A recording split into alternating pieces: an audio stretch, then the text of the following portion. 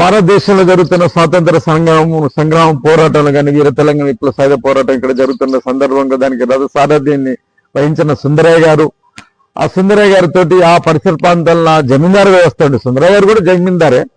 ఆ పరిసర ప్రాంతాల జమీందారు వ్యవస్థలో సుందరయ్య గారు జమీందారి అయినప్పటికి కూడా ఆయన భూములు మొత్తం జనాలు పనిచేస్తాడు, మీకు తెలిసిన విషయమే.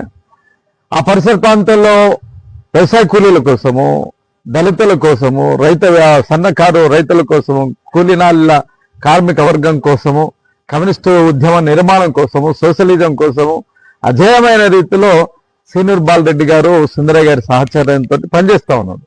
ఇప్పుడు రాకేష్ మాస్టర్ గారు ఎట్లా కొద్దిగా అగ్రెసివ్ గా మాట్లాడుతూ ఉంటాడు, కాంట్రవర్సీగా మాట్లాడుతూ ఉంటాడు, ఇంతకంటే ఎక్కువ ఉండేది సీనియర్ బాలరెడ్డి గారిది, రాకేష్ మాస్టర్ వారి నాన్నగారిని.